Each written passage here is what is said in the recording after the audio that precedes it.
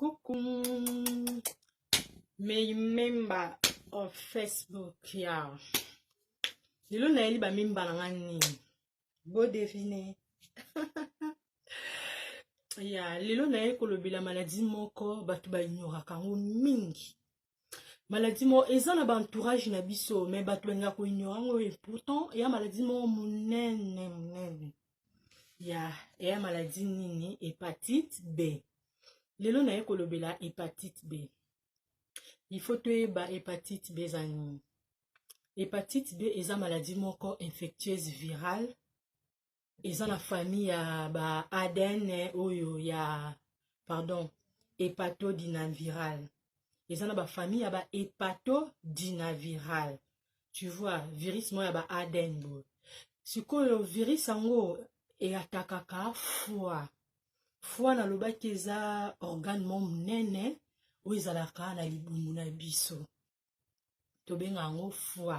Eza organe mo métabolique. Donc eza organe moko ya digestion quoi. Digestive. Nde na lobela mamba digestion. Ya digestion, ya l'appareil digestif. Sikoyo avant d'abord tu yeba ndenge ataka foie, il faut tu yeba nan foie rôle nango eza nini. Foie eza ko assumer métabolisme ya lipides, glucides, protéines, tu vois, na makila tina batisia nzoto na biso na ba organe nzoto na biso. Tu vois donc ezo ko éviter organe nzoto na biso osala ba coagulation. Tu vois to sala ba coagulation na ba veine na makila yango sko évitera pona to sala ba hémorragie. Bon est-ce foie et sécrétaka autobengara bile. Bile wana nde eza bile eza élément moko essentiel oyo et sunga biso pona digestion na biso. Digestion, je ne sais pas comment expliquer lingala but digestion ça veut dire aneti ndeto liaki biloko ndenge panzai na nzoto ndenge na bisa bino ke métabolisme.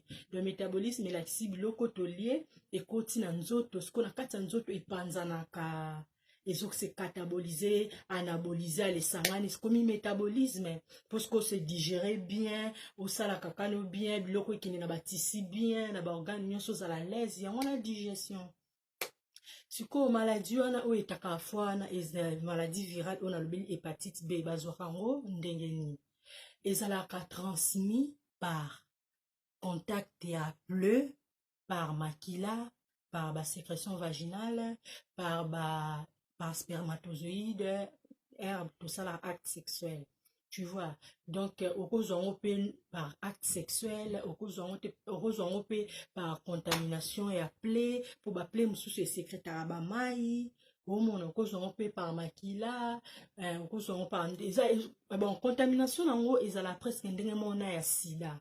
Tu vois, yango moni na Congo na mboka na ngai et na zala na Afrique bato ebele oyo ba diagnostika bango ke bazana ba sida, bazana ba sida te bazana ba hépatite B. Tu vois, ce qu'on a Congo diagnostic na biso ya Congo ezala vraiment précis te. Diagnostic ya précis te na Congo suite ya ba manque ya ba matériel misusu na labo tout comme ça. Parce que comme contamination nango ezala presque ndenge mona ya sida. Donc bato ebele na Congo ba diagnostika bango sida nzoka bazala na sida te omona pe azozwa ba kisi selon sida mais azana sida te azana hépatite B pe akei boye. Donc on les a ba secret professionnel donc intila lo bango quoi mais na tel sabino ka po boye ba pour la santé c'est très important et singa mutu nyonso ayi ba santé. Tu vois ba étude musu toko sala ngo oko ignorant ngo pe mais santé ba ignorant ngo te. Ya yango wana siko na hépatite wana virus ya hépatite wana eza tellement makasi. Comment na koloba makasi parce que toyebi ba virus soki eza libanda ya nzoto e kufaka nango e umela te. Mais virus ya hépatite B soki eza libanda esalaka même ba 7 jours avant ekufa. Donc ba 7 jours vraiment libanda avant ekufa.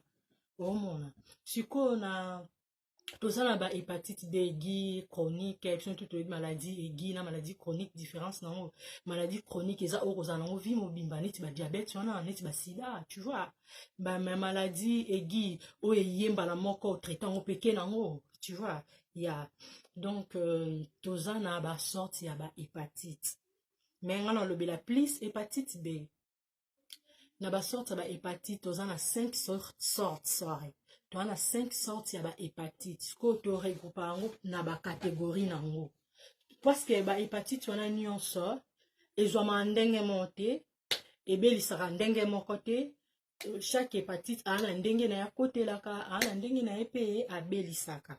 Vous voyez, il y a. Mais tous en a 5 sortes, mais ils sont regroupés par 3 catégories. Première sorte, il y a catégorie, tous en a hépatite A, na hépatite E. Na moni nangi aussi la menace na ce qui kat la ça va.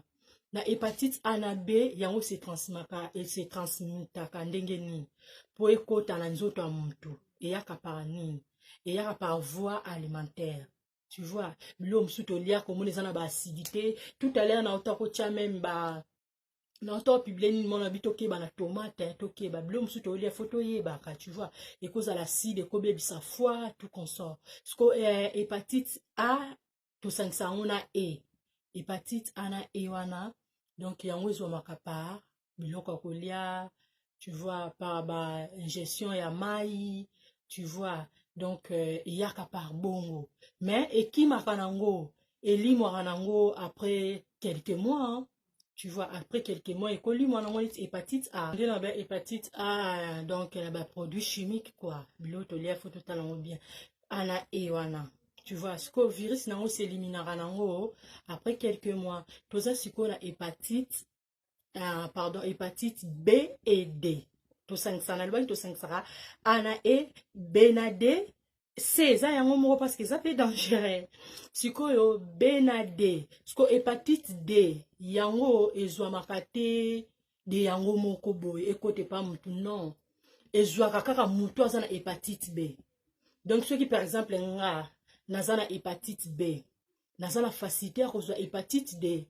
mais ceux qui mutuane saigne ana eloko moko te hépatite te eloko te D pe ekota te donc D ekotaka par B tu vois après toza na hépatite C hépatite C yango eza presque ndenge moko na hépatite B eza pe dangereux mais yango eza plutôt infectieuse vraiment te mais ezalaka pe infectieuse ezala plus par le sang ekotaka plus par le sang tu vois il y a ezomaka plus par le sang ezomaka vraiment te par ba sécrétion de l'infection vaginale rapport sexuel non yango mingi makila tu vois mais naza kuna te yana kolobela yango te eloko nga na lobela eza hépatite B siko na hépatite B mpono oyeba ke mutu wana aza na hépatite B okoyeba ndenge nini ke mutu wana aza na hépatite B malgré médecin mutu akodiagnostiqué mais mutu wana alakisaka basigne siko basigne ya hépatite B donc ezalaka par incubation nango incubation ça veut dire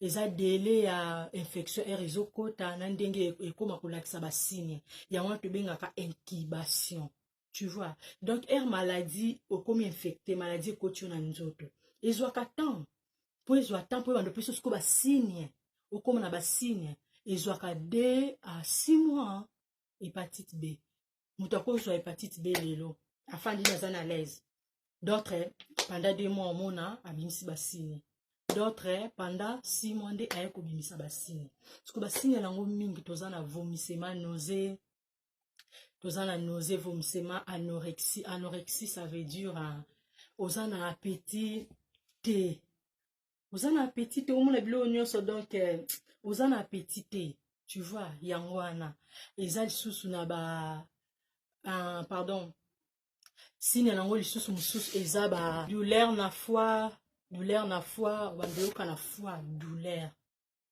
fatigue omona masuba ekomi jaune masuba ekomi jaune foncé vraiment oui yango faut komela pe mai mingi bato ya masuba jaune foncé wana tu vois omona miso ekomi jaune ya miso ekomi jaune masuba nao jaune foncé fatigue vomissement passe na foie anorexie donc ozokoka olia te donc appétit eza te tout consort yango wana nde basigne sikoyo soki maladi amoni bongo il faut ke pa médecin po médecin adiagnostiqué sikoyo un médecin kodiagnostiqué, médecin kosala nini, médecin obanda kopalpe. Palper veut dire azofina, azotala place ozoyoka douleur, tu vois, eloko ya liboso médecin kosala yango wana ere apalpe yo soki oza na asentir oza na douleur na foi akonte yango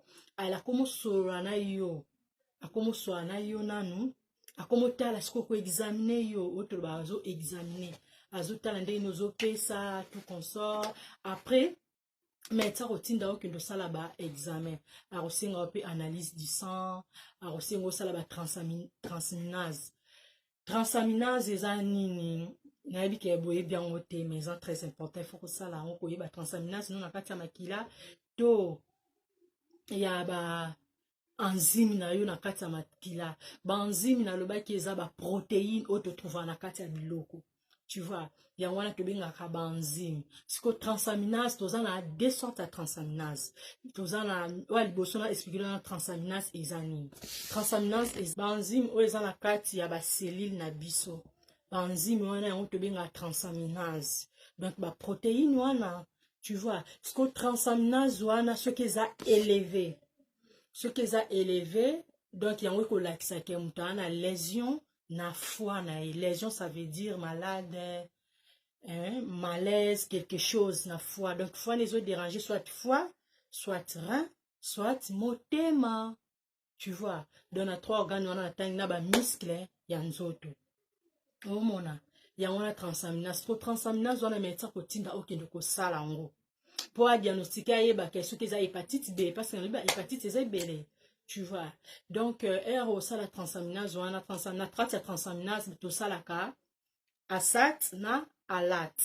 Donc ASAT wana elakisi ke ASAT ou TGO, tu vois. Okosala ba transaminase wana mibale nde bakovérifie. Taux normal ya transaminase epa mobali eza ya de 8 à 35 unités, tu vois. Epa ya mwasi eza ekozala 6 à 25 unités, tu vois. Taux normal ya transaminase na baseli ya nzoto na biso, tu vois. Ya médecin otinda posala sérologie, osala examen ya sérologie po bayeba vraiment ke soki eza hépatite B, tu vois. Pour ça l'examen ya sérologie soki eza hépatite B, tu vois. Donc médecin otinda posala ba examen biologique, ba examen biologique neti ba ADN po eza pe ekozala pe génétique toyebi te, neti ba ADN, donc ba VAB, donc eza ebele ba AC mpona ba antigène tout consort ba AG. Donc yango wana donc intila ko expliquer bino ba wana. Donc wana eza bato ya labo bango bato basala yango kuna na ka ya hépatite chronique wana nde bakosala ponction ya biopsie hépatique. Ponction po batrouve ba tissu hépatique, donc na kati ya ba fibrose, ba cirrhose